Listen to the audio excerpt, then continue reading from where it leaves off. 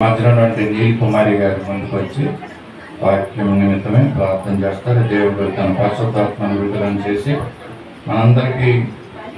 మనందరితో కూడా దేవుడు మాట్లాడేలాగా మరి సోదరి ప్రార్థన నడిపిస్తారు. పండ్లు మూసుకోండి. స్తోత్రం స్తోత్రం స్తోత్రం స్తోత్రం నాయన మహాపరిశుద్ధుడ మహాబలుడ నిత్యుడవ తండ్రి సమాధానకర్తమైన ప్రభువాని స్తోత్రముల తండ్రి లోక పాపాల మోసమైన మా దేవుని గొర్రె పిల్లాన్ని కొందనాలు స్తోత్రములు జీవాధిపతి జీవంగా యేసయ్య నిత్యుడవ తండ్రి సమాధానకర్తమైన ప్రభువాని స్తోత్రముల తండ్రి పరిశుద్ధాత్మ దేవుడాన్ని కొందనాలు మా కొండ మా కోట మా ఆశ్రయపు దుర్గమా నీకే కృతజ్ఞతాస్తుతులు చెల్లించుకొనిచున్నాము తండ్రి ప్రభా నిత్యము పరిశుద్ధుడు పరిశుద్ధుడు పరిశుద్ధుడు అంటూ ప్రభా మానసు స్తుతింపబడుచున్న మా గొప్ప దేవాన్ని కొందనాలు తండ్రి భక్తులపై రాసిన నీకు వందనాలు. ఇదిగో వంటిదాన్నైనా అలుపురాలు ఎక్కిరాలి ఎన్నికలేని దాన్ని తండ్రి ఇవ్వకున్నారేసే బలహీనరాలు తండ్రి నీ బలం ఇచ్చి నిలబెట్టిన దేవాన్ని స్తుతులు చెల్లించుకొనిచున్నాం ప్రభా మా గొప్ప దేవుడానికి కొందనాలు తండ్రి. గడిచిన సంవత్సరములన్నీ కాచి కాపాడిన తండ్రి నీకు వందనాలు. మరి ఇది పునరుద్ధాన దినమందు ప్రభా నా తండ్రి ప్రభా మరి ఇచ్చిన నాయన మంచి భాగ్యాన్ని బట్టి నీకు వందనాలు స్తోత్రముల తండ్రి. మేమందరము ఎక్కడ వారు ఎచ్చిటి వారమో నా తండ్రి అందరినీ ప్రభా మాకు నీ గుంపులో నీ పరిశుద్ధ సహవాసంలో మమ్మల్ని అందరినీ చేర్చుకుని విధానం కొరకు నాయన నీకు లెక్కలేని కృతజ్ఞత స్తుతులు చెల్లించుకొనిచున్నాం తండ్రి. ప్రభాను గొప్ప దేవుడు తండ్రి. మరి నాయన మరి దీన వాక్య పరిచర్య కొరకు తండ్రి ప్రార్థించుకుంటా ప్రభా అయ్యా మరి మీ దేన దాసులు ప్రభా నా తండ్రి ప్రభా చేత ప్రభా మా కొరకు తండ్రి ఏ మరణానైతే ప్రభా తెచ్చి ఉన్నారయ్యా తండ్రి అది మాకు తండ్రి పంచి పెడుచుండగా నా తండ్రి ప్రభా అది మేము తండ్రి నాయన ప్రభా నా తండ్రి నీ పరిశుద్ధత తండ్రి నాయన మేము అందుకొని ప్రభా మరి తండ్రి నాయన ఆ మరణాన్ని ప్రభా ఆ శక్తి బలము మరి వారం అంతటిని ప్రభా మాకు బలం ఇచ్చేదానిగా నాయన నడిపించండి నాయన. నీ వాక్యం తండ్రి జుంటు తేనె పాల వంటివైన ప్రభా అయ్యా నీ యొక్క వాక్యాన్ని తండ్రి నాయన నీ బలమైన నీ వాక్యాన్ని ప్రభా నాయన మాలో నిలుపుకొని ప్రభా మరి ఈ వారం అంతా తండ్రి నాయన అంత శక్తితో మేము నడుచుకుని కృప దయచేయండి ప్రభా. వినగల చెవి చూడగల కానీ రెండుని ఎక్కువ కలుగ చేసిన మాట తలపించిన దేవుడు తండ్రి అయ్యా మన రెండు మరి ఇక్కడ తండ్రి మా తండ్రి మీ స్వాధీనంలో ఉంచుకోండి యేసయ్య. మా మనస్సు అన్ని మీ స్వాధీనంలో ఉంచుకోమని ప్రభా విన్న మాటలన్నీ తండ్రి మా హృదయంలో నిలుపుకొని ఈ వాక్షానుసారమైన జీవితాన్ని మాకు దయచేతండి. నిత్యము పరిశుద్ధతలో తండ్రి మమ్మల్ని నడిపించిన ఆయన మీ పరిశుద్ధులు కనుక మేము పరిశుద్ధులా ఉండులాగా మాకు సహాయం దయచేతండి. ఏ విషయంలో తొట్రేలు పోకుండా తండ్రి నీ వాక్యం అనే ఖడ్గంతో నా తండ్రి నాయన మమ్మల్ని తండ్రి నాయన నడిపించమని ప్రార్థించుకొనిచున్నాం తండ్రి. మీ కృపాని కాపుదల దయచేతండి. మరి దేని దాస్తులు ప్రభ నిలవబెట్టుకొని యేసయ్య బిడ్డకు నోటికి బోరుగా ఉండండి యేసయ్య. బిడ్డ చుట్టూ మీ దాపతులు కావలిచ్చి నడిపించండి యేసయ్య. మీ పరిశుద్ధ ఆత్మతో నింపండి యేసయ్య. నీ ఆత్మ అభిషేకము దయచేయండి యేసయ్య. తండ్రి నిస్తులు చెల్లించుకొనిచున్నాం ప్రభ తండ్రి నీకు వందనాలు యేసయ్య. నీకు కృతజ్ఞతాస్తులు చెల్లించుకొనిచు ప్రభ ఈ చిన్న ప్రార్థన నజరేయుడైన యేసు అధికారి గల నామములో అడిగి వేడుకొనిచున్నాం తండ్రి.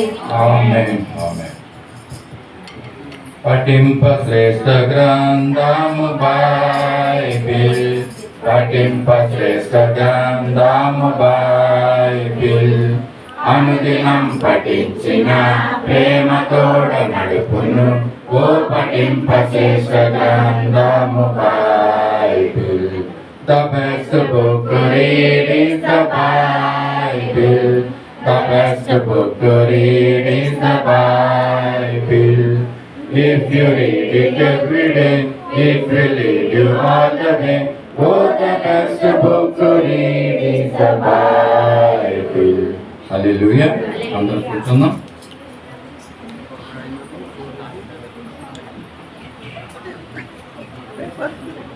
హల్లెలూయా.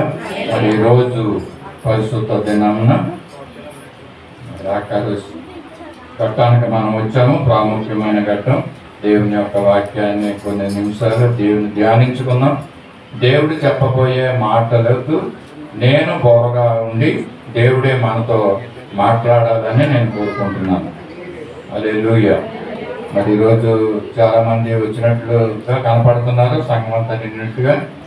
మరి గత సమయంలో సునీల్ సుజీవాలు వచ్చినప్పుడు సంఘాన్ని విశాలపరచవలసిన అవసరం వస్తుంది రానున్న దినాలు అన్నట్టుగా మరి దేవుడు మరి అనేక దినాల నుంచి మనం ప్రార్థన చేస్తున్నాం.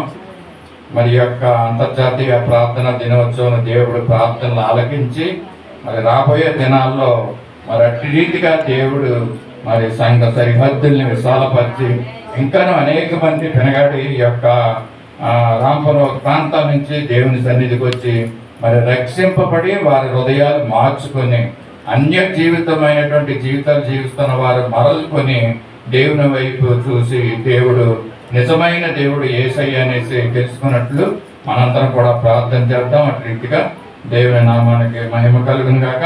ఈ సమయంలో మరి ఈ యొక్క దినాన్ని ధ్యానించబోయే వాక్యం సంపూర్ణత అనే మాట. మన వ్యక్తులుగా మనం ఈ లోకంలో జీవిస్తున్నప్పుడు సంపూర్ణమైనటువంటి వ్యక్తులుగా మనం జీవించాలనేసి దేవుడు యొక్క ఈ దినాన్ని మాట్లాడబోతున్నాడు. మరి దేవునికే ఈ మాటలను మనం విడిచిపెడతాం. దేవుడు ఏమైతే మనతో ఏ రీతిగా మాట్లాడాలని అనుకుంటున్నాడో ఆ రీతిగా దేవుడు మాట్లాడే విధంగా దేవునికి మన జీవితాల్ని మనం సమర్పించుకుందాం. మన హృదయాల్ని ఆయనకి సమర్పించుకొని దేవుడు మాట్లాడే రీతిగా మరి ఆయనకి మన యొక్క శరీర ఆలోచనలు హృదయాలు మరి దేవునికి సమర్పించుకొని యొక్క మాటలను మనం జ్ఞాపకం చేసుకుందాం. అపోస్తలుడైన పౌలు మరి ఆయా సంఘాలకి ఉత్తరాలు రాస్తూ ప్రతి అధ్యాయంలో మొదట అంటూ ఉంటాడు పరిశుద్ధులైన మీకు అనేసి మాట్లాడుతూ ఉంటాడు. నిజమే, పరిశుద్ధులంగా మనం జీవించాలి. పరిశుద్ధులంగా మనం జీవించకపోతే పరలోక రాజ్యంలో మనకి స్థానం ఉండదు. మరి పరిశుద్ధులైనటువంటి వారు కూడా మరి ఇంకా ఒక అవసరత ఒకటి వచ్చిందంట పరిశుద్ధులైన వారికి కూడా. ఏంటంటే అది సంపూర్ణత. ఈ దినము మనం జ్ఞాపకం చేసుకోబోయే మాటలు అపోస్తలుడైన పౌలే మరి పరిశుద్ధులైన వారికి సంపూర్ణులుగా జీవించాలి. ప్రార్థనా జీవితంలో ఏంటి, మరి వాక్య ధ్యానం విషయంలో ఏంటి, దేవుని సన్నిధికి రావడంలో, దేవుని ప్రేమించడంలో, వీటన్నిటి విషయంలో కూడా సంపూర్ణత కలిగి మనం ఉండవలసిన అవసరత ఉంది. మరి కనుక ఈ యొక్క పరిశుద్ధ గ్రంథంలో ఎఫెసీలు రాసిన పత్రిక ఎఫెసీ సంఘానికి అపోస్తలుడైన పౌలు మరి రాస్తూ మాట చెప్తున్నాడు. 4వ అధ్యాయం అనుకుంటాను. 4వ అధ్యాయంలో మరి 3వ వచనంలో ఒక మాట ఉంది. ఎవరైనా చదవండి. 4వ అధ్యాయం 3వ వచనం. ప్రభువును బట్టి ఎఫెసీలో 4వ తగినట్లుగా దీర్ఘశాంతముతో కూడిన సంపూర్ణ వినయముతోను సాత్వికముతోను నడుచుకొనవలెనని ప్రభువును బట్టి ఖరీదైన నేను మిమ్మును బతిమాలుకొనుచున్నాను. చాలమ్మా. 13వ వచనం. పరిశుద్ధులు సంపూర్ణులగునట్లు క్రీస్తు శరీరము క్షేమాభివృద్ధి చెందుటకును పరిచర్య ధర్మము జరుగుటకును ఆయన కొందరిని అపోస్తులుగాను, కొందరిని ప్రవక్తలుగాను, కొందరిని సువార్తికులుగాను, కొందరిని కాపరులుగాను, ఉపదేశకులుగాను నియమించెను. చాలండి. ఈ వాక్యం 13వ వచనంలో ఉంది. అపోస్తలుడైన పౌలు ఎఫెసీ సంఘం ద్వారా మరి ఏం చెప్తున్నాడంటే పరిశుద్ధులు సంపూర్ణులు అవ్వాలనేసి మరి కోరుకుంటున్నాడు. పరిశుద్ధులుగా ఉంటే సరిపోతుంది అనేసి మనం అనుకుంటా ఉంటాం. పరిశుద్ధమైనటువంటి జీవితం జీవిస్తే చాలు మన పరలోకానికి కానీ, లేక మీరు ఏమనుకుంటున్నారో దేవుణ్ణి సేవించడం విషయంలో మరి ఈ లోకంలో జీవిస్తున్న మనము మరి దేవుని కొరకు ఏ విధంగా జీవించాలని మీరు ఆశపడుతున్నారో, ఏది చేస్తే ఇది చాలు ఇంకా అని అనుకుంటున్నాము. మరి ఎఫెసీ సంఘము కూడా వారి ద్వారా మరి యొక్క మాటలు అపోస్తలుడైన పౌలు చెప్తూ ఉంటున్నాడు. పరిశుద్ధులైన వారికి చెప్తున్నాడు అపోస్తలుడైన పౌలు సంపూర్ణులు అవ్వాలనేసి కోరుకుంటున్నాడు. మనం సంపూర్ణమైనటువంటి జీవితాన్ని మనం జీవించకపోతే పరలోక రాజ్యము వెళ్ళడం అవ్వదన్నమాట. ఈ యొక్క పరిశుద్ధులుగా జీవించాలి మనం అని అంటే సంపూర్ణులు అవ్వాలంటే పరిశుద్ధులు మరి ఏం చేయాలంటే మరి కొన్ని విషయాలను ఇక్కడ కింద చూపించాడు. సంఘము క్షేమాభివృద్ధి పొందినట్లు మరి పరిచర్య ధర్మము జరుగుటకు పరిశుద్ధులు సంపూర్ణులు అగుటకు మరి ఏం చేశాడంటే కొందరిని అపోస్తలులుగా నియమించాడంట, కొందరిని ప్రవక్తలుగాను నియమించాడంట, కొందరిని సువార్తికులుగాను నియమించాడంట, కొందరిని కాపరులుగాను మరి కొందరిని ఉపదేశకులుగాను నియమించాడనేసి ఉంది. చూడండి, పరిశుద్ధులు మరి పరిశుద్ధులుగా ఉంటే సరిపోదు, కానీ సంపూర్ణత్వంలోకి రావాలంటే మనం ఇంతమందిని దేవుడు నియమించినట్లుగా ఇక్కడ మనం చూస్తున్నాం ఎఫెసీ సంఘంలోను. మరి మనము సంపూర్ణంగా అవ్వాలంటే మరి మనలో కొంతమందిని అపోస్తులుగా దేవుడు నియమించాడంట. ఈ 5గురిని నియమించి మనల్ని సంపూర్ణులుగా చేస్తున్నట్లుగా మనం చూస్తూ ఉంటున్నాము. కొంతమందిని ప్రవక్తలుగా దేవుడు నియమించాడంట, కొంతమందిని సువార్తికులుగా, కొంతమందిని కాపరులుగాను ఉపదేశకులుగాను నియమించి మనల్ని సంపూర్ణులుగా చేస్తున్నాడు. మనం మరలా చెప్తున్నాను, సంఘానికి మరి దేవుని సంఘానికి వస్తున్న మనం ఏమనుకుంటున్నాం, దేనితోటి మనం సరిపెట్టుకుంటున్నాము, ఇది చాలు అనేసి. మరి దేవుణ్ణి ప్రార్థన చేయటం సరిపోతుందా, దేవునికి కానుకలు ఇవ్వడం సరిపోతుందా? చాలా మంది మనం చేస్తున్న పనుల్లో మన దేవుని యందు భక్తి కలిగిన జీవితం జీవిస్తే సరిపోతుందా? దేవుడు ఏం చెప్తున్నాడంటే అపోస్తలుడైన పౌలు ద్వారా, ఇవన్నీ చేస్తున్నావు, నువ్వు పాటలు పాడుతున్నావు, నువ్వు స్తుతి ఆరాధన చేస్తున్నావు, దేవుని యొక్క సన్నిధికి నువ్వు వస్తున్నావు, కానీ ఇవన్నీ చేస్తున్నప్పటికీ కూడా నువ్వు సంపూర్ణుడుగా నువ్వు కాలేకపోతున్నావు అనేసి ఉంటుంది. మనకి అపోస్తలుడైన పౌలు ఎందుకు ఈ మాటలు ఇక్కడ రాసి ఉంచాడంటే, మరి ఇక్కడ సంఘాలకు మరి అపోస్తలుడైన పౌలు మరి రాస్తూ ఉంటున్నాడు. ఎందుకంటే ఒక సంఘాన్ని మనం జ్ఞాపకం చేసుకుందాం. బైబిల్లో కొరింథీ రాసిన అపోస్తలుడైన పౌలు కొరింథీ సంఘానికి రాస్తూ కొన్ని మాటలు ఇక్కడ తెలియజేస్తున్నాడు. మన యొక్క జీవితంలో సంపూర్ణతగా జీవించాలనేసి దేవుడు కోరుకుంటున్నాడు. ఇక్కడ కొరింథీ సంఘం ఏ విధంగా ఉందో ఒకసారి మనం చూద్దాం. అపోస్తలుడైన పౌలు ఎంతగానో ప్రయాసపడుతున్నాడు. మొదటి అధ్యాయం మరి 10వ వచనంలో మనం చూస్తూ ఉంటున్నాం. కొరింథీయులకు రాసిన మొదటి పత్రిక 1వ అధ్యాయం 10వ వచనంలో, మీరందరూ ఏక భావముతో మాట్లాడవలననియు మీలో కక్షలు లేక ఏక మనసుతోను ఏక తాత్పర్యంతోను మీరు ఉండవలననియు మన ప్రభు అయిన యేసుక్రీస్తు పేరిట మిమ్మల్ని వేడుకొనుచున్నాను. చూడండి, ఏంటంటున్నాడండి, సంఘములో ఏం కావాలంట, పరిశుద్ధులైన మనల్ని దేవుడు ఏం కోరుకుంటున్నాడంటే సంపూర్ణత్వంలోకి రావాలంటే మరి కొరింథీ సంఘంలో ఏమి లేవో మరి అపోస్తలుడైన పౌలు ఆ సంఘాన్ని హెచ్చరిస్తున్నాడు. ఏ విధంగా హెచ్చరిస్తున్నాడంటే, సహోదరులారా మీరందరూ ఏకభావముతో మాట్లాడాలనంట. ఒక విషయం గురించి సంఘంలో ఒక విషయం గురించి మాట్లాడేటప్పుడు మిగతా వారు కూడా ఏకీభవించాలన్నట్లుగా ఇక్కడ చూస్తున్నాం. అంతేకాకుండా మీరు కక్షలు లేక ఏక మనసుతోనూ ఏక తాత్పర్యముతోనూ మీరు ఉండాలనేసి మరి అపోస్తలుడైన పౌలు కొరింథీ సంఘానికి రాస్తున్నాడు. ఒకవేళ ఆ సంఘంలో మరి సంపూర్ణత్వము కలిగి ఉండాలంటే మరి ఏక మనసు అన్నదే చాలా అవసరం. అంతేకాకుండా కక్షలు లేకపోకుండా ఉండవలసిన అవసరం ఉంది. అంతేకాకుండా ఏక మనసుతో మరి సంఘం ఉండవలసిన అవసరం ఉందండి. చాలా సంఘాల్లో మరి ఏక మనసు అనేది ఉండదు, ఏకాభిప్రాయం అన్నది అక్కడ ఉండదు. ఒక వ్యక్తి చేసేది మరొక వ్యక్తికి నచ్చదండి ఆ సంఘంలో. మరి ఆ విధంగానే కొరింథీ సంఘం కూడా ఈ విధంగా ఉన్నది కనుక అపోస్తలుడైన పౌలు మరి ఇక్కడ చెప్తున్నాడు, మీరు సహోదరులారా మీరందరూ ఏక భావముతోను మరి ఏకాత్మతోను ఏక మనసుతోను ఏక తాత్పర్యంతోను మీరందరూ కూడా సన్నద్ధులై ఉండవలనని మరి ప్రభు అయిన యేసుక్రీస్తు పేరట మిమ్మల్ని కోరుచున్నాననేసి అపోస్తలుడైన పౌలు చెప్తున్నాడు.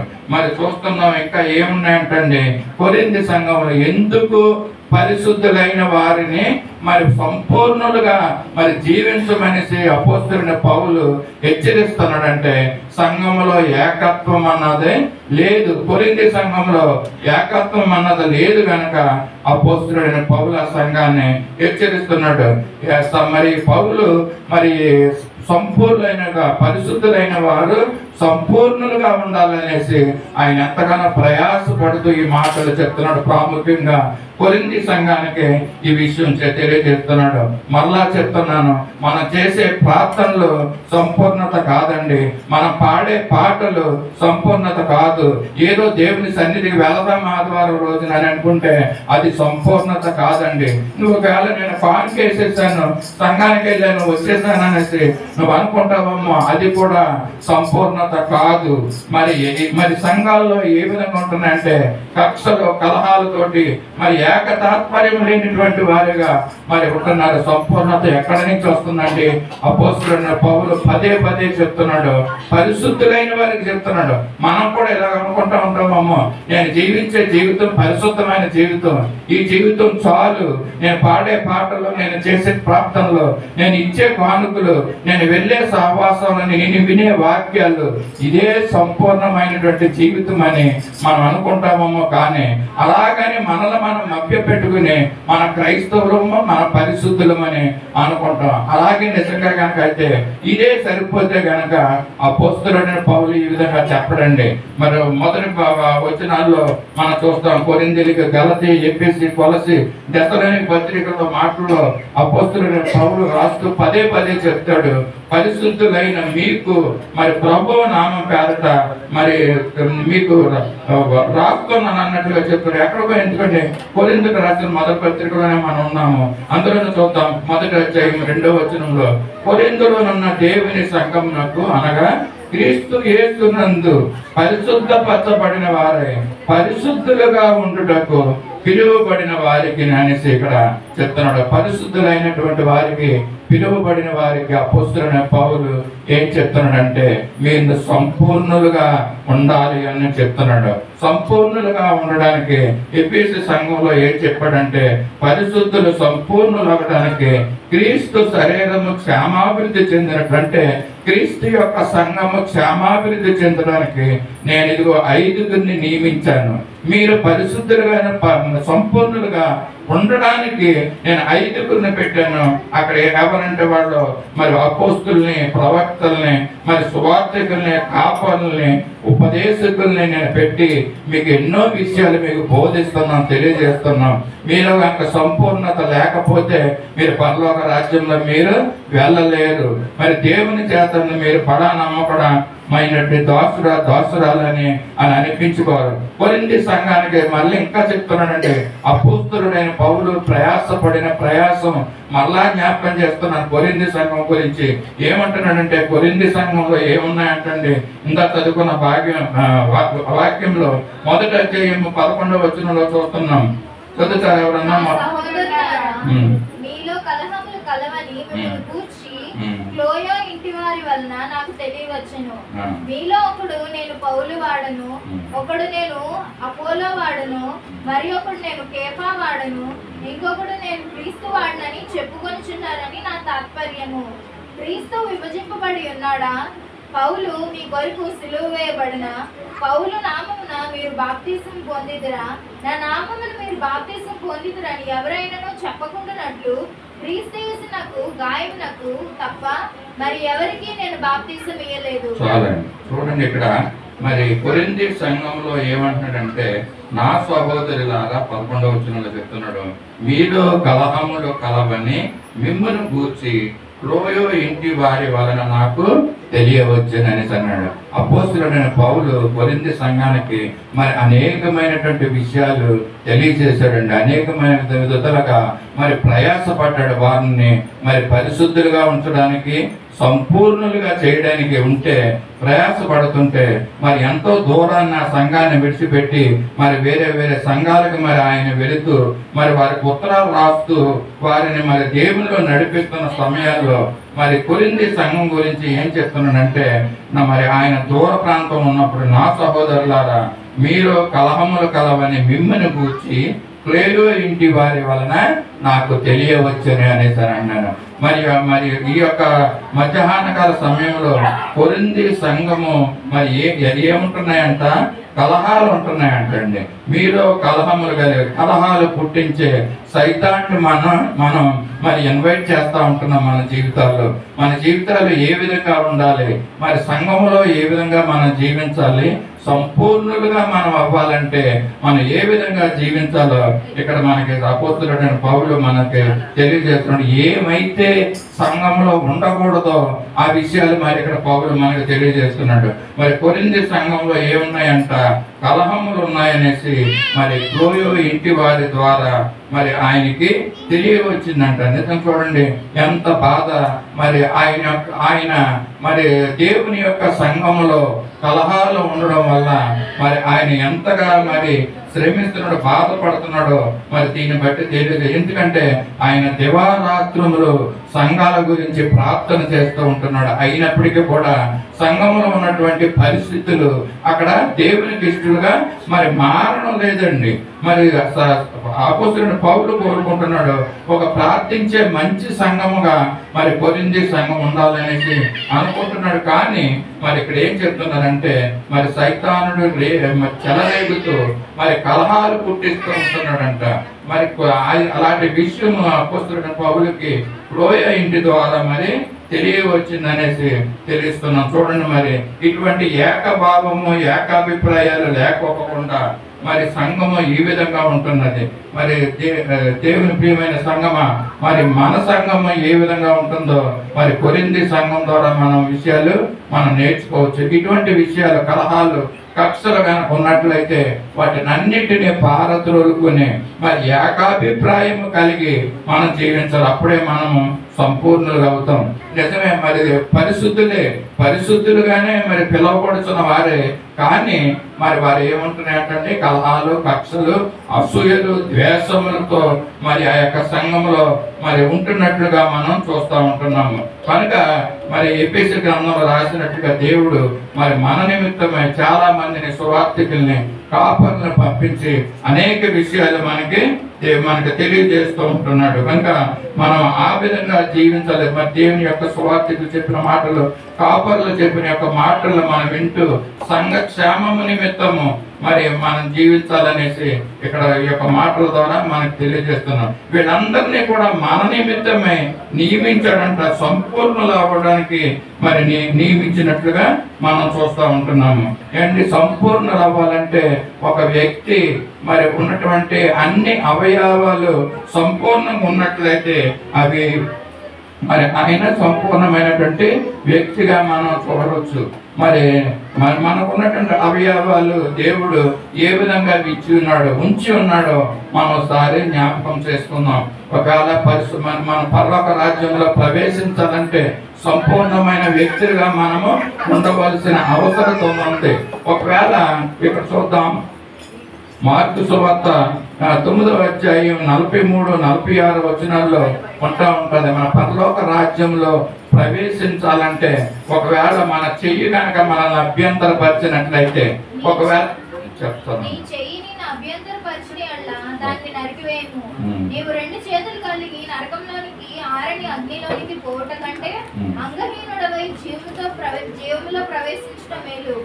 నీ పాదము నిన్ను అభ్యంతరపరిచిన దాన్ని నరికివేయము. రెండు పాదములు కలిగి నరకంలో పడవేయబడట కంటే కుంటివాడవై నిత్య జీవంలో ప్రవేశించడం మేలు. నీ కన్ను నిన్ను అభ్యంతరపరిచిన దాన్ని తీసి పారవేయము. రెండు కన్నులు కలిగి నరకంలో పడవేయబడట కంటే ఒంటి కన్ను కలవాడవై దేవుని రాజ్యంలో ప్రవేశించడం మేలు. ఎందుకంటే నరకమును వారి పురుగు చావదు, అగ్ని ఆరదు. ప్రతి వానికి ఉప్పు సారము అగ్ని వలన కలుగును. చూడండి, మరి ఈ యొక్క ఆత్మీయమైనటువంటి అంగవైకల్యము మనం ఏం మాట్లాడుకుంటున్నామండి? సంపూర్ణత గురించి మనం మాట్లాడుకుంటున్నాం.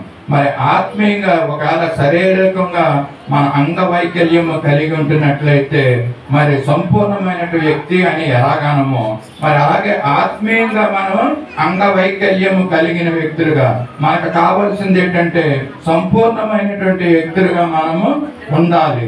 ఒకవేళ మన పరలోక రాజ్యం వెళ్ళడానికి మనకు కాలు మన చెయ్యి ఒకవేళ అభ్యంతర పరిస్థితి ఏం చేయమంటున్నాడంటే దాన్ని నరికి వేసి మరి నీవు రెండు చేతులు కలిగి నరకంలో పడే కంటే ఒక చెయ్యి కలిగి ఉండి మరి పరలోక రాజ్యం వెళ్ళడం ఎంతో ధన్యం అనేసి మేలు అనేసి ఇక్కడ మనం చూస్తూ ఉంటున్నాం. నీ పాదము నిన్ను అభ్యంతరపరిచిన ఎడల ఈ లోకంలో జీవిస్తుండగా మరి ప్రభువు యొక్క మరి మార్గాల్లో నడవనివ్వకోకుండా మరి ఏది అభ్యంతరపరుస్తుందో నీ జీవితంలో ఒకసారి దాన్ని నువ్వు గమనించుకోవాలి. ఆ అభ్యంతరపరిచిన వాటిని మరి నీ జీవితంలో నుంచి దాన్ని నువ్వు తొలగించుకోవాలి. ఏమంటాడంటే అది ఒకవేళ నీ చెయ్యి అవ్వచ్చు, నీ కాలు అవ్వచ్చు, నీ కన్ను అవ్వచ్చు, ఏది అభ్యంతరపరిచినా దాన్ని తీసివేసి మరి పరలోక రాజ్యానికి వెళ్ళవాలనేసి చెప్తున్నాడు. ఇక్కడ మరి ఆత్మీయమైనటువంటి సంపూర్ణత మరి మీ యొక్క అంతరంగంలో లేక మీ యొక్క హృదయంలో మీకు ఉన్నటువంటి అంగవైకల్యం ఏది ఉన్నదో దాన్ని మీరు తెలుసుకోండి. అది ధనాశ, జీవపడంబమ, శరీరాశ ఏంటి అన్నది చూసుకుని దాన్ని తీసివేయవలసిన అవసరం ఉంది. బాహ్యంగానే అవయవాలు ఒకవేళ పాపం చేయడానికి నిన్ను ప్రోత్సహిస్తుంటే, నిన్ను మరి ఉద్దేశపరుస్తుంటే ఆ యొక్క అవయవాన్ని తీసేసుకుని మరి పరలోక రాజ్యంలో ప్రవేశించమంటున్నాడు. మళ్ళా చెప్తున్నాను, ఒకవేళ నీ చెయ్యి నిన్ను అభ్యంతరపరిచినట్ల దాన్ని నరికి వేసి 2 చేతులు కలిగి నువ్వు నరకంలో పడి ఉండే కంటే ఒక్క చేతితోటి పరలోక రాజ్యంలో ప్రవేశించడం ఎంతో మేలు అనేసి ఇక్కడ చెప్తున్నాడు. అలాగే ఒకలాగా నీ కాలు నిన్ను మరి అవసరమైనటువంటి ప్రదేశానికి కాకుండా అనవసరమైన ప్రదేశాలకు నిన్ను నడిపిస్తుందేమో నీ కాలు. ఒకవేళ దేవుని సన్నిధికి రాకపోకుండా మరి యొక్క సైతానికి ఇష్టమైనటువంటి ఆ ప్రదేశానికి నీ కాలు నిన్ను అది నడిపిస్తుందేమో. దేవుణ్ణి మరి స్తుతించలేని విధంగా నీ కళ్ళు నీ కాళ్ళు ఉంటున్నాయేమో, వాటిని నువ్వు తీసివేసుకుని నరికి వేసుకుని మరి పరలోక రాజ్యంలో నువ్వు ప్రవేశించాలనేసి చెప్తున్నాడు. ప్రాముఖ్యంగా కన్నుల గురించి చెప్తున్నాడు. అంటే 2 కన్నులు కలిగి నరకంలో పడవేయబడుట కంటే ఒంటి కన్ను గలవాడవై దేవుని రాజ్యంలో ప్రవేశించడం మేలనేసి దేవుని యొక్క వాక్యం ఇక్కడ చెప్తుంది. మరి ఒకవేళ శారీరకంగా ఒక అంగవైకల్యంతో ఒకవేళ ఉంటున్నా పర్వాలేదు, కానీ మరి యొక్క పరలోక రాజ్యంలో నువ్వు ప్రవేశించాలి. ఆత్మలో ఉన్నటువంటి అంగవైకల్యాన్ని మనం తొలగించుకోవాలన్నమాట. ఏ విషయంలో అయితే మనం తొలగిపోయామో, ఏ విషయంలో అయితే దేవుని మనం కనపరచలేనటువంటి పరిస్థితులు మనకు అడ్డొస్తున్నాయో వాటిని అన్నింటినీ తీసివేసుకుని మరి పరలోక రాజ్యంలో ప్రవేశించడానికి మనం ప్రయాసపడాలని ఉంది. ఎందుకంటే ఆ నరకంలో మరి పురుగు చావదు, అగ్ని ఆరదనేసి మాట కూడా మనం చదువుకుని ఉన్నాం. ఆ నరకాన్ని గురించి బ్రతికుండగా నువ్వు తెలుసుకోవాలి. దాని గురించి దాని నిమిత్తం నువ్వు నిర్లక్ష్యమైనటువంటి వైఖరి నువ్వు వహించకూడదు. ఎందుకంటే నరకం ఎంతో మరి అది అగ్ని గుండములతో మండు గుండంలా ఉంటుంది. అక్కడ నరక అగ్ని ఆరదు, పురుగు చావదన్నట్లుగా నిత్యమైనటువంటి నరకంలో నువ్వు చనిపోతావు. కనుక దేవుడు చెప్తున్న మాట ఏంటంటే, నీలో ఇంకా ఏమన్నా అంగవైకల్యము నీ హృదయంలో ఉందోమో, నువ్వు సంపూర్ణమైనటువంటి వ్యక్తిగా నువ్వు మార్చబడాలండి. అపోస్తలుడైన పౌలు మరి కొరింథీ సంఘం గురించి ప్రయాసపడేది అదే. వాళ్ళు ఏంటంటే కక్షల కలహాలతోటి మరి ఏకాభిప్రాయం లేకోకుండా మరి ఏకాగ్రతలతో లేకోకుండా ఉంటున్నట్టుగా కొరింథీ పత్రికలో మనం చదివి ఉన్నాం. దేవుడు తెలియజేస్తున్న ఈ మాటలు మరి సత్య సువార్త సహవాసం పరిస్థితి ఏ విధంగా ఉందో మరి మనం తెలుసుకోవాల్సిన అవసరత ఉంది. మరి అంగవైకల్యంగా ఉంటే మరి ఎవరు కూడా మరి ఇష్టపడరు. ఒక వివాహం చేసుకోవడానికి ఒక పెండ్లి కుమార్తెను చూడటానికి వెళ్తున్నప్పుడు అంగవైకల్యం గలవాడిని మరి వివాహం చేసుకోరు. అలాగే దేవుడు కూడా పెండ్లి కుమారుడిగా ఈ లోకానికి వస్తున్నాడు. నీ యొక్క మరి జీవితం ఏ విధంగా ఉంది, నీ అంతరాత్మ ఏ విధంగా ఉంది, సంపూర్ణమైనటువంటి వ్యక్తిగా నువ్వు మార్చబడ్డావా లేక అంగవైకల్యము కలిగిన వాడుగా నువ్వు ఉంటున్నావా? నువ్వు ఒకసారి పరీక్ష చేసుకోవాల్సిన విషయం ఉంది. కనుక ఒకవేళ నీకు ఏది అభ్యంతరపరుస్తుందో దాన్ని నరికి వేసుకోమనేసి అంటున్నాడు. సంపూర్ణమైనటువంటి మరి జీవితాన్ని నువ్వు జీవించాలి. మరి ఇందాక చెప్పారు కదండి, మీరు పరిశుద్ధులైన వారు సంపూర్ణులుగా మరి ఎలాగ జీవించాలంటే ఏం చేస్తే సంపూర్ణత వస్తుంది. పరిశుద్ధులైతే చాలు కదండి, పరలోక రాజ్యం వెళ్ళిపోతాం కదా, పరిశుద్ధుల కోసమే కదా పరలోక రాజ్యం ఉంచాడు అనేసి అని అనుకుంటా ఉంటాం. కానీ దేవుడు చెప్తున్నాడు, సంపూర్ణమైన వ్యక్తిగా నువ్వు మార్చబడాలంటే ఒకటంటే ధర్మశాస్త్రం అంతా కూడా అంతట్లో నుంచి చెప్పే మాట ప్రేమ గురించి చెప్తున్నాడు అనమాట. నువ్వు ప్రేమ కలిగిన వ్యక్తిగా నువ్వు కనుక ఉంటే కనుక నువ్వు సంపూర్ణమైనటువంటి వ్యక్తిగా నువ్వు మార్చబడతావు. చూద్దాం, గలతీ రాసిన పత్రికలో మాట ఉన్నది. ఇది గలతీ రాసిన పత్రిక 5వ అధ్యాయం.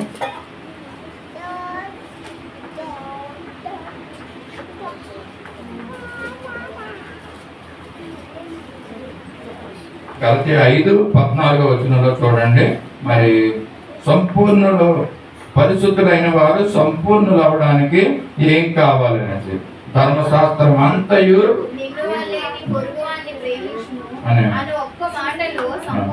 సంపూర్ణమై ఉన్నది. పరిశుద్ధ గ్రంథము సంపూర్ణము దేంట్లో అయి ఉందంటే నిన్ను వలె నీ పొరుగువానిని ప్రేమించుము. ఆజ్ఞలలో ఇది ముఖ్యమైనటువంటి ఆజ్ఞ.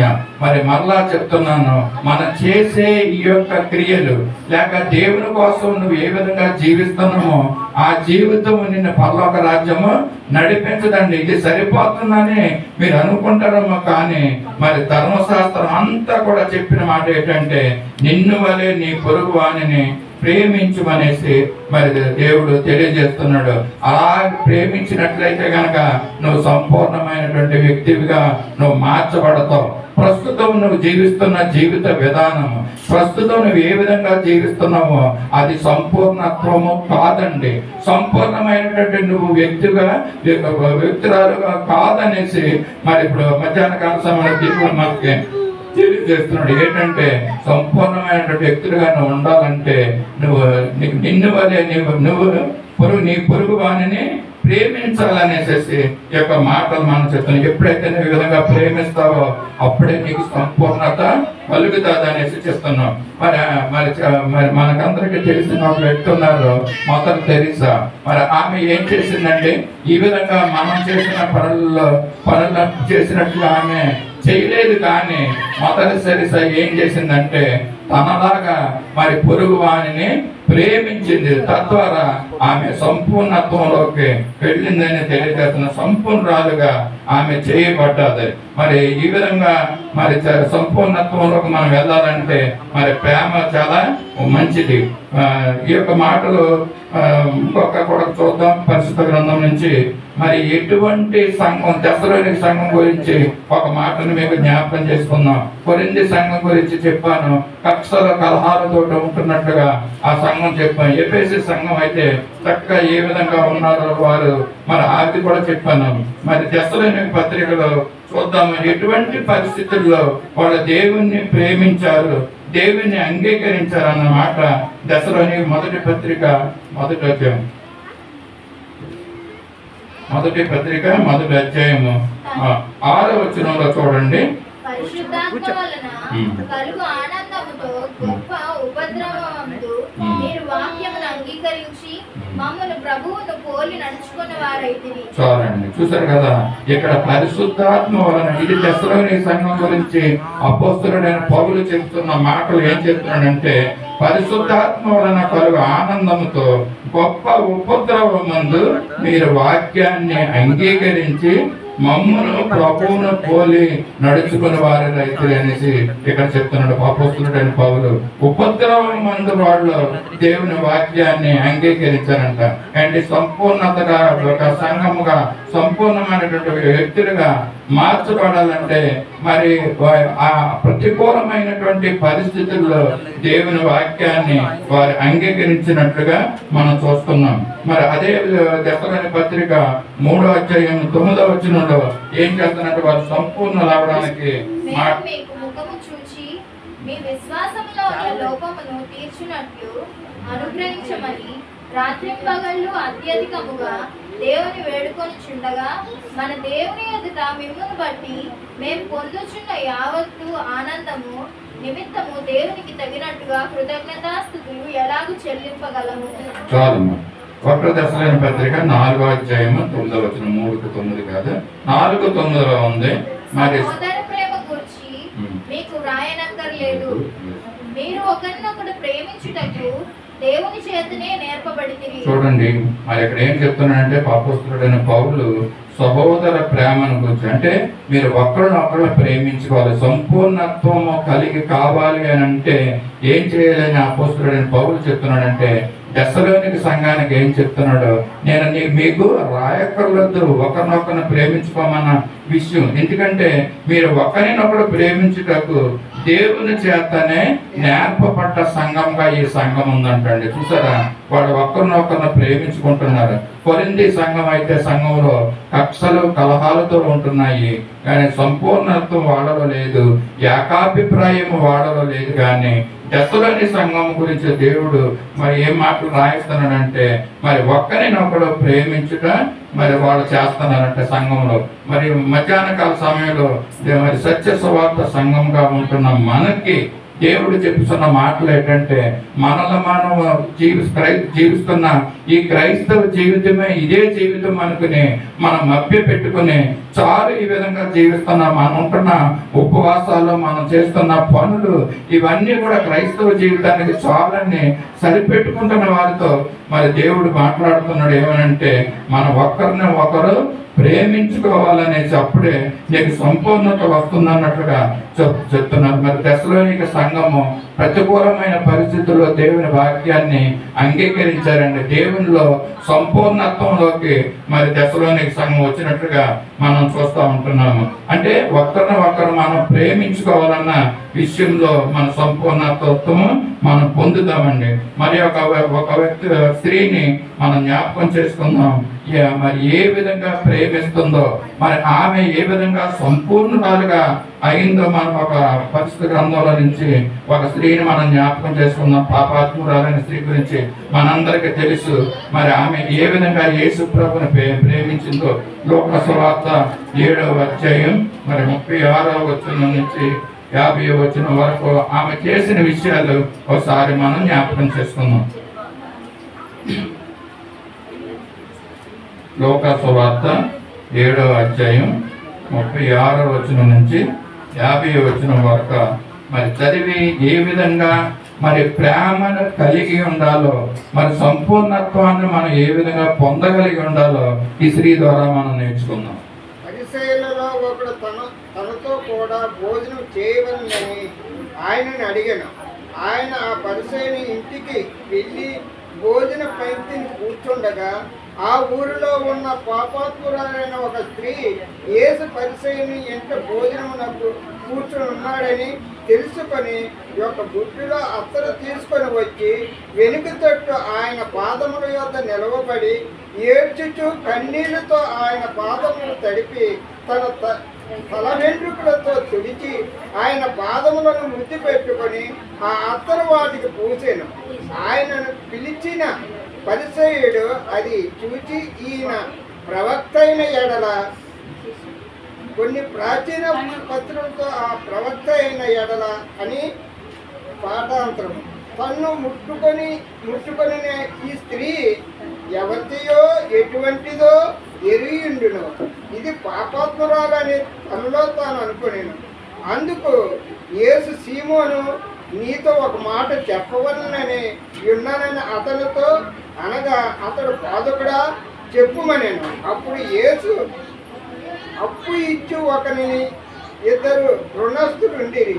వారిలో ఒకడు 500 దేనారములను మరి ఒకడు 50 దేనారములను, ఒక దేనారం ఇచ్చి ఇంచుమించు ₹1 కావచ్చు అచ్చి ఉండేది. అప్పుడు తీర్చుటకు వారి యొద్ద ఏమీ లేకపోయిన కనుక అతడు వారిద్దరిని క్షమించను. కాబట్టి వారిలో ఎవడో అతనిని ఎక్కువగా ప్రేమించునో చెప్పమని అడిగాను.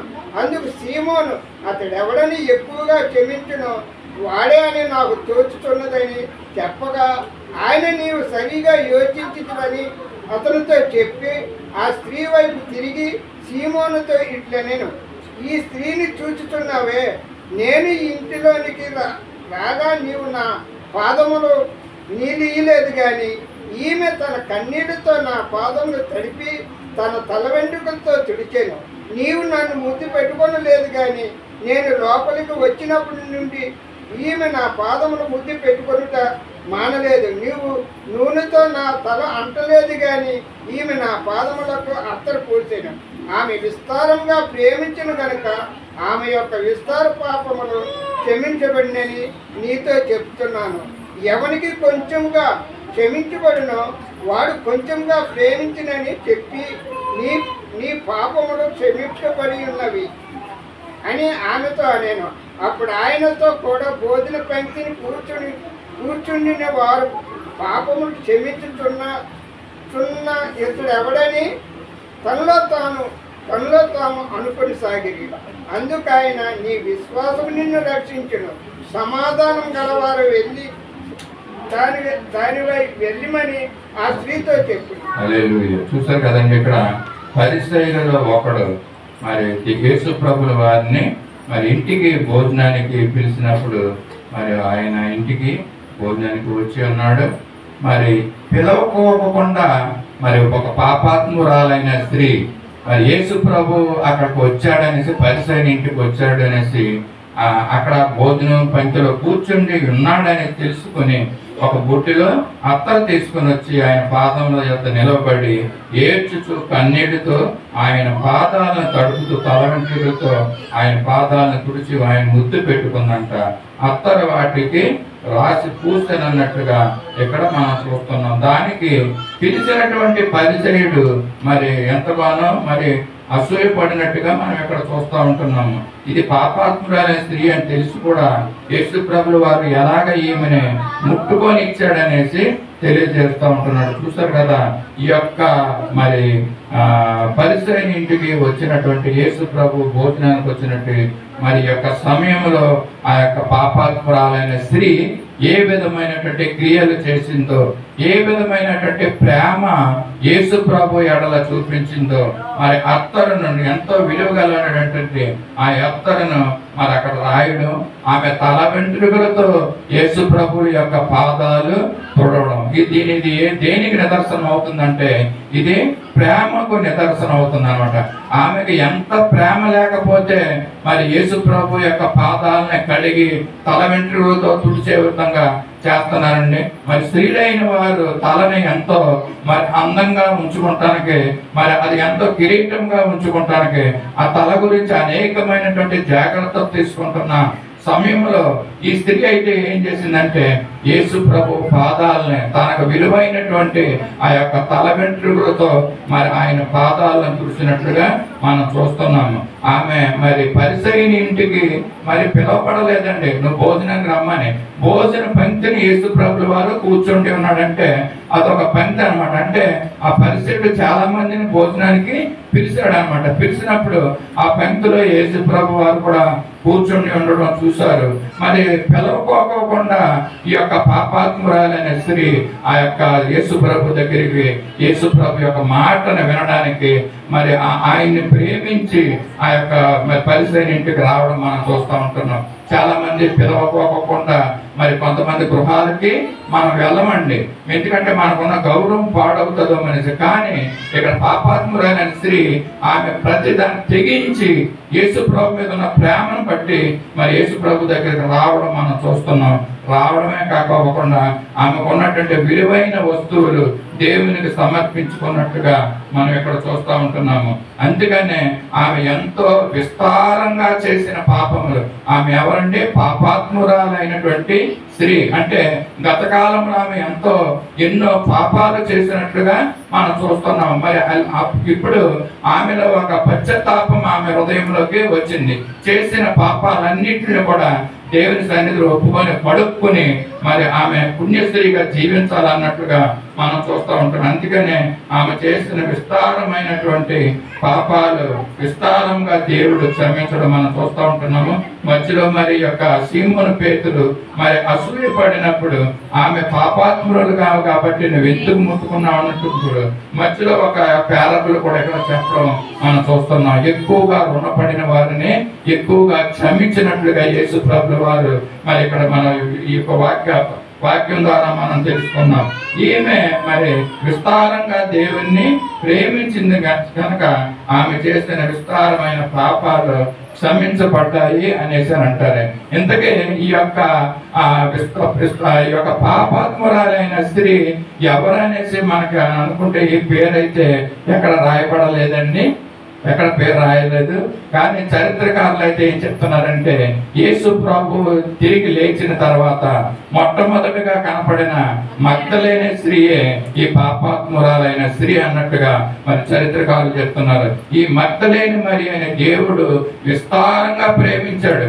ఎందుకు విస్తారంగా ప్రేమించాడంటే ఆమె విస్తారమైన పాపాలు క్షమించాడంటే ఆమె ఎంతగానో మరి ఆయన పాద సన్నిధికి వచ్చి ఆమె యొక్క అత్తరును ఆయన పాదాల దగ్గర మరి రాయడం, విలువైనటువంటి వస్తువులు, ఆమె విలువగల జీవితాన్ని దేవుని పాదాల దగ్గర పెట్టింది కనుక దేవుడు విస్తారంగా ఆమెను ప్రేమించినట్లుగా మనం చూస్తుంటున్నాం.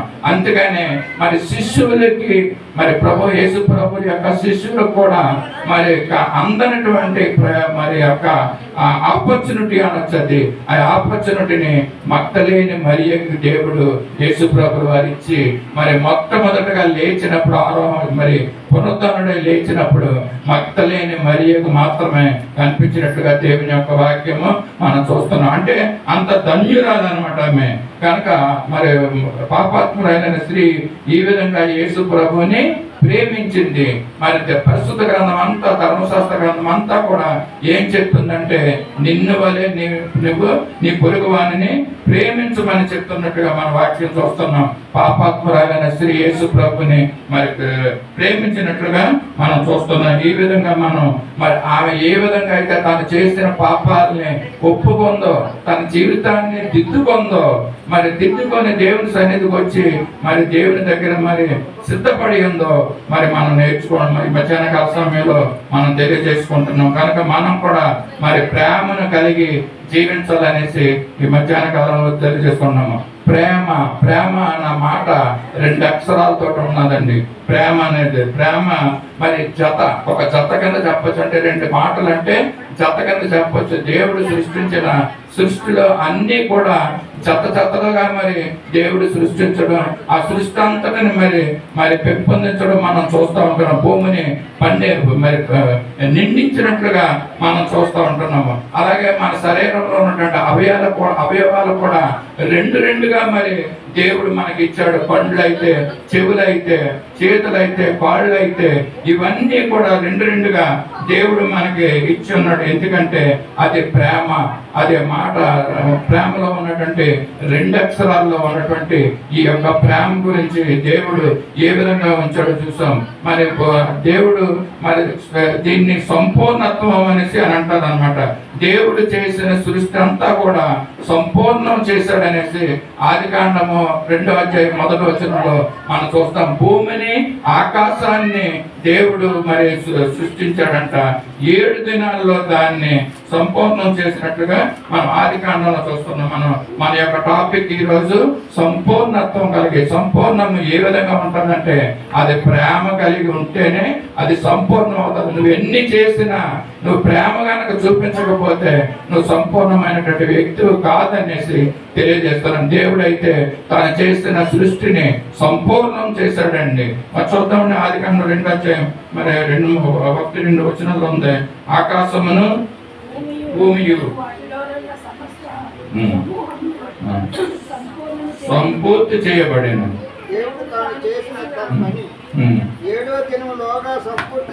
చాలండి. 7వ దినములోగా దేవుడు సంపూర్తి చేశాడంట. దేవుడు చేసిన ఆ యొక్క సృష్టి కూడా మరి సంపూర్ణం చేసినట్లుగా మనం చూస్తూ ఉంటున్నాము. కనుక మరి యేసు ప్రభుల వారు కూడా ఈ లోకానికి వచ్చి మరి దేవుడు ఏ పని అయితే యేసు ప్రభుల వారికి అప్పచెప్పారో మరి ఆ పనిని మరి ఆయన సిలువలో సంపూర్ణం చేశాడు. ఇదిగో నా చేతిని నీకు అందిస్తున్నాను, నా ఆత్మను నీకు అందిస్తున్నాను, సంపూర్ణం సమాప్తమై ఉన్నదనేసి ఆ 7 మాటల్లో ఒక మాట దేవుడు యేసు ప్రభుల వారి పరికి తనకి ఇచ్చిన పనిని సంపూర్ణం చేసినట్లుగా ఉంటున్నది. మరి సత్య సువార్త సహవాసం ఉంటున్న మనము మరి ఏ విధమైనటువంటి క్రైస్తవ జీవితాన్ని మనం జీవిస్తున్నాం? క్రైస్తవులుగా జీవిస్తున్న ఈ జీవితము ఇది సంపూర్ణమైనటువంటి జీవితం కాదండి. ఒకవేళ పరిశుద్ధులంగా మనం పిలువబడుతున్నామో మరి కొరింథీ సంఘం లాగా, గలతీ సంఘం, ఎఫెసీ సంఘం లాగా, కొలస్సీ సంఘం లాగా ఒకవేళ పరిశుద్ధులుగా పిలువబడుతున్నామో కానీ మన సంపూర్ణత్వంలోకి మనం వెళ్ళాలి. దేవుని సంపూర్ణత్వంలోకి మనందరం కూడా కలిసి మరి శరీరానికి ఏ విధంగా అయితే అవయవాలు వేరువేరుగా ఉంటాయో సంఘానికి కూడా మనం వేరువేరుగా ఉంటున్నప్పుడు కూడా మనందరం కూడా కలిసి మరి ఏకాభిప్రాయంతో మరి ఉండాలనేసి దేవుడు మధ్యాహ్న కాల సమయంలో తెలియజేస్తున్నాడు. మరి చూద్దాం, మరి కళ్ళు మీద ఉన్నటువంటి ఈ కళ్ళద్దాలు మనం చూస్తాం, స్పెట్స్ అని. ముక్కు మీద ఒక రోజు అన్నదంట, మరి ముక్కు అన్నదంట, నాకు మీద నువ్వు కళ్ళద్దాలు పెట్టించుతావు, నీ కళ్ళద్దాలు నా ముక్కు మీద నుంచి తీసేయనేసి అని అన్నదంట.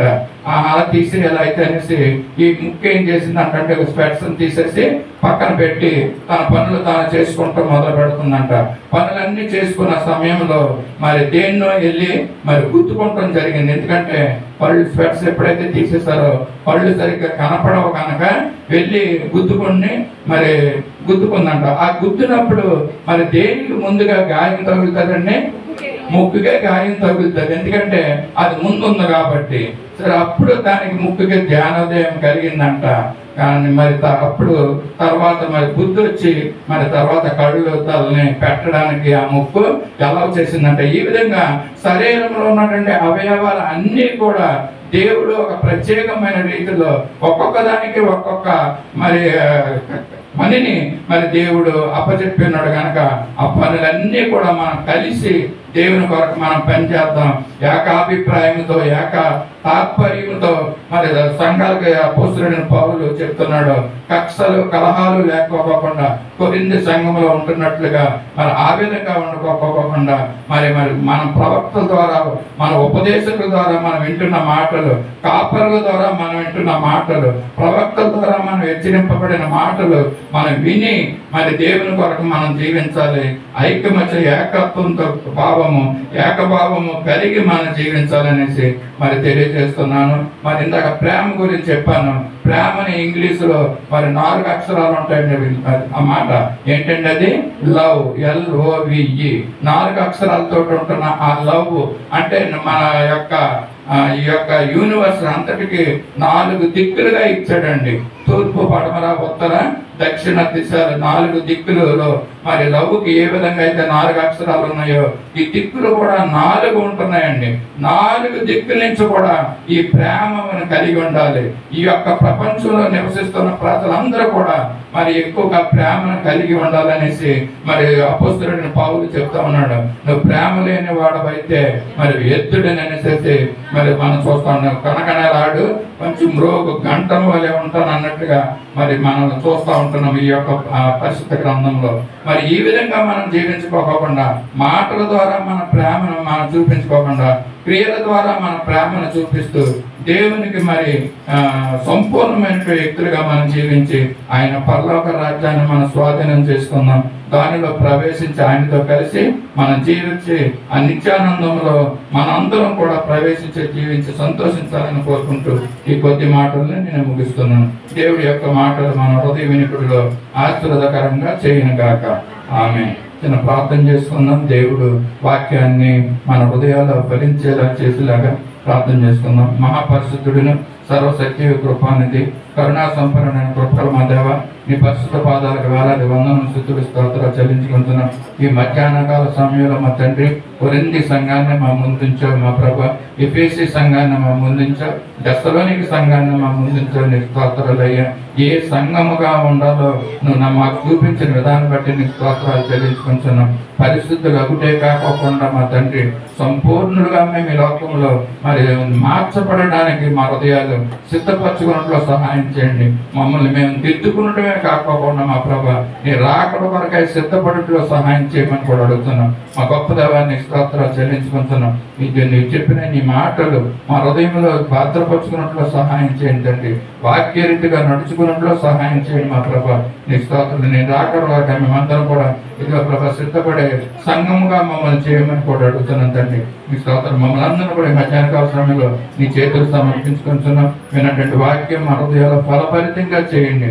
ఆశీర్వాదకరంగా మమ్మల్ని చేయమని కూడా అడుగుతూ ఈ కొద్దిగా మా కొరకై తిరిగి రానన్న నజరేయుడైన యేసయ్య పరిశుద్ధ నామంలో అడిగి వేడుకుంటున్నాం తండ్రి. ఆమేన్. అందరం లేచి పల్లోక ప్రార్థన చేస్తున్నాను. పరలోకమందున్న మా తండ్రి, నీ నామం పరిశుద్ధపరచుకొని కాక, నీ రాజ్యం వచ్చిన కాక, నీ చిత్తం పరలోకమందు నెరవేర్చినట్టు భూమి యందు నెరవేరిన కాక, నాకు కావలసిన ఆహారం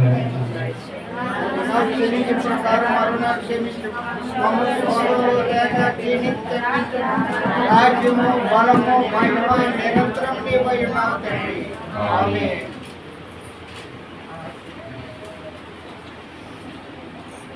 తొట్టిల్లకుండా మనల్ని కాపాడుటకును, తన మహిమ ఎదుట ఆనందంతో మనం నిర్దోషులుగా నిలబెట్టుటకు శక్తిగల మన రక్షకుడైన అద్వితీయ దేవునికి మన ప్రభు అయిన యేసుక్రీస్తు ద్వారా మహిమయు మహాత్యమును ఆధిపత్యమును అధికారమును యుగములకు పూర్వమును ఇప్పుడును సర్వయుగములకును కలుగును గాక. ఆమేన్.